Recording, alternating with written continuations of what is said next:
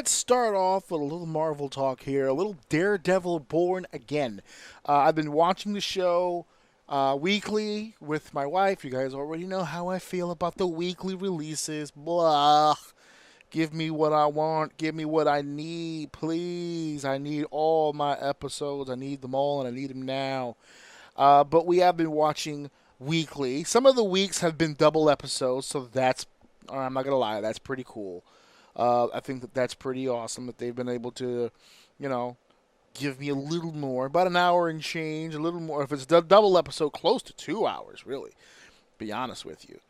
So that's been pretty cool. The show, in and of itself, I'll be honest with you, I'm liking it. I'm liking it. I do. I don't make the same mistake that everybody else makes by trying to compare it to the Netflix side. There's just no way to do that all over again. There's no way to sit here and actually make those comparisons. I think it's a little unfair, to be honest with you, to make that level of comparison to the Netflix show. They just didn't have as many handcuffs as they're going to have at Disney. It's just, it's not fair to them. But as a show in and of itself, I'm not going to front. I've been digging it. I've been digging it a little bit. I like where they have taken Matt Murdock. I've liked where they've taken Fisk. I love the inclusion of Vanessa. As far as her role and everything, that she's been taking care of the company and the businesses while Fisk has been away. I'm going to, again, try to speak in less spoiler language because the show technically isn't over yet. We'll talk about that in just a few minutes, with next week being the finale. So I won't divulge too many spoilers. I'll try to be a good little boy and kind of talk around it. Although there is one thing that I mentioned on my social media that I did not like in episode 1, but we'll get there in a second. We'll do a little bit of a compliment sandwich here. We'll start off with the positive and the good. So far, I haven't gotten nearly enough Punisher. We only got one episode of that. I hear that there's going to be more in the finale next week. Again, I won't spoil the scene, but it's all over social media. It's a really intense scene, really good stuff. I personally enjoyed the heck out of it. I love John Berthenol as the Punisher. Dope actor. He's really doing the fucking damn thing. When these guys get together, Charlie Cox and John Berthenol, they're maniacs. These dudes are they're really, really fucking good at what they do. So I'm really happy with that. The thing that I did not like,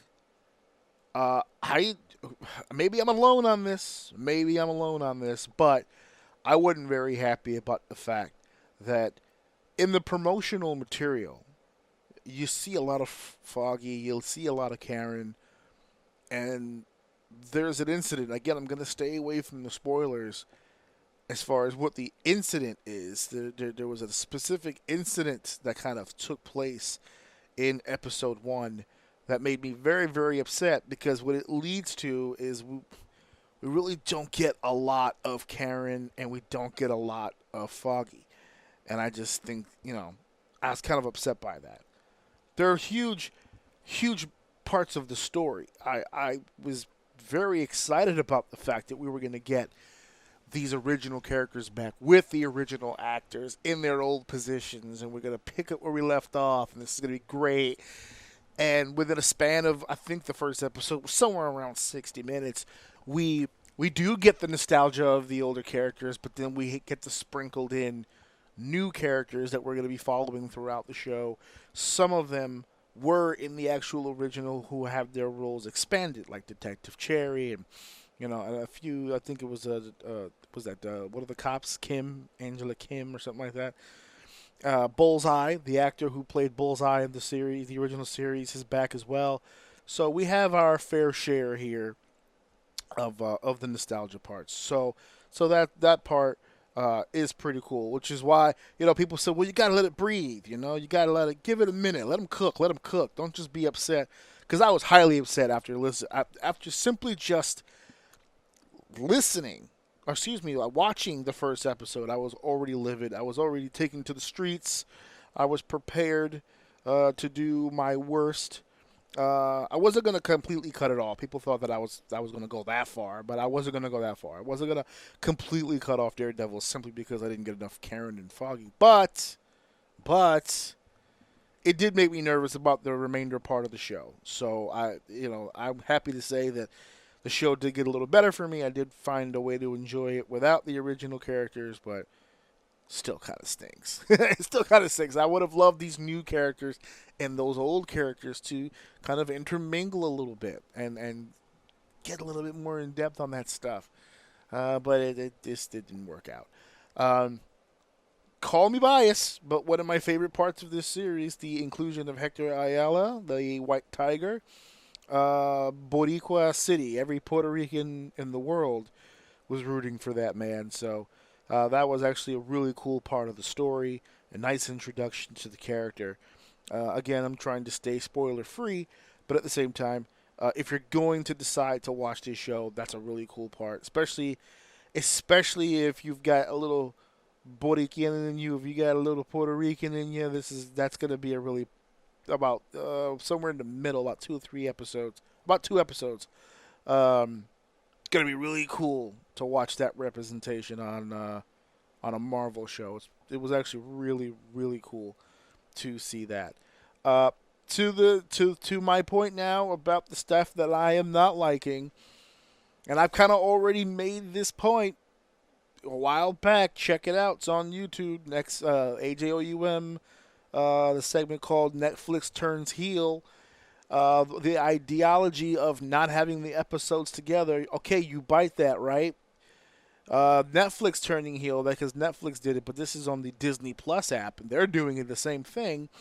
But I was confused, and I'm done lumping myself up with everybody else. If you were not confused, if you didn't fall into the bullshit that I fell into, then kudos to you. But I got confused when I heard the Daredevil announcement originally from Kevin Feige. We were under the impression that we were going to get 18 episodes. Now, it is true we're going to get 18 episodes. That part has not been exaggerated, or it's not been.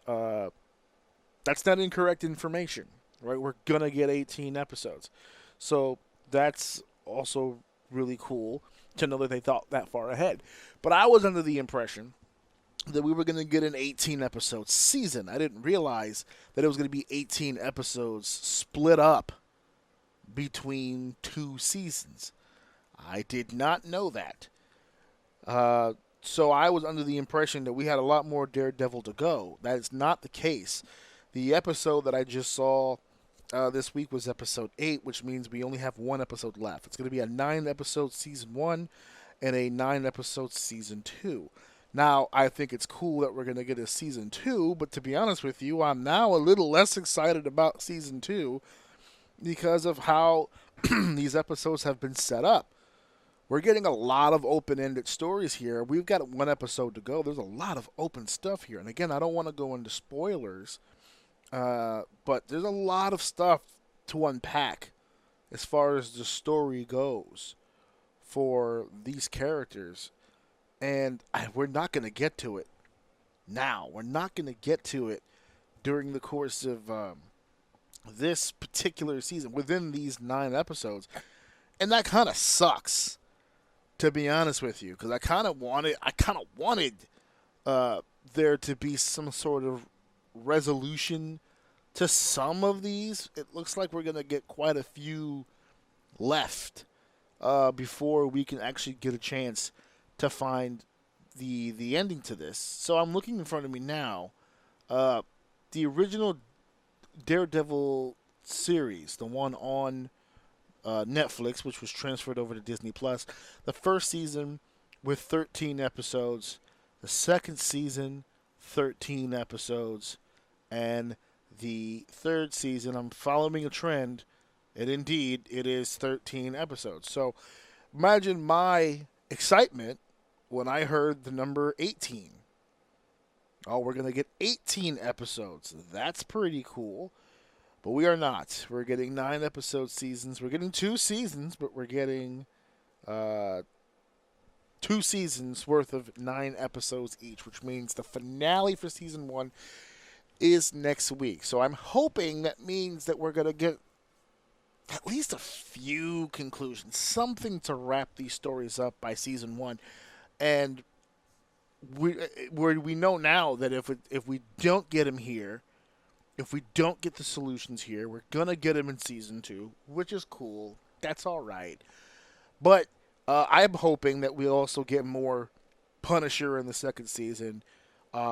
This White Tiger situation, again, no spoilers. I'd like to see the next evolution chapter in that.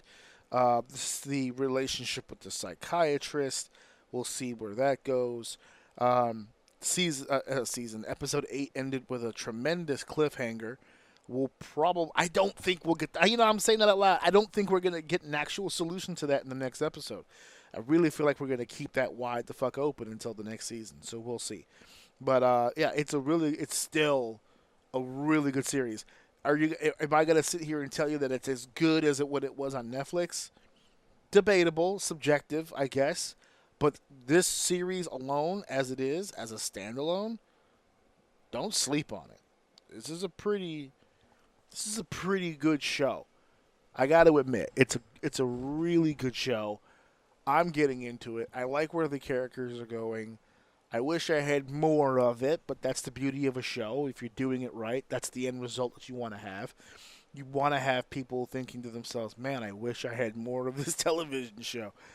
God, I wish there was more. I wish I could do more television with this stuff. So we will see. We will see how that goes. I'm not happy about the way that they're, divvying everything up. But as far as the content goes, it's been pretty good.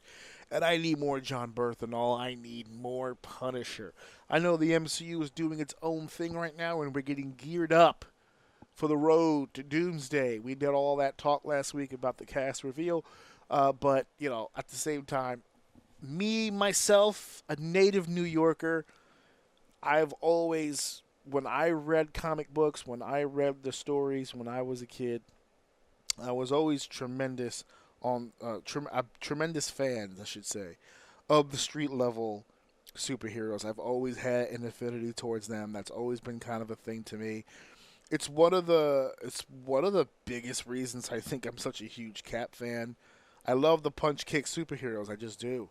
I'm gonna have a field day at fucking Thunderbolts. I really am, because it's gonna be a movie based on exactly that. A bunch of punch and kick, superheroes just doing whatever it is they gotta do, man. And I'm excited for it. So that's Daredevil Born Again. You guys can leave me some comments here at the bottom here on YouTube about that, and let me know what you think about the show.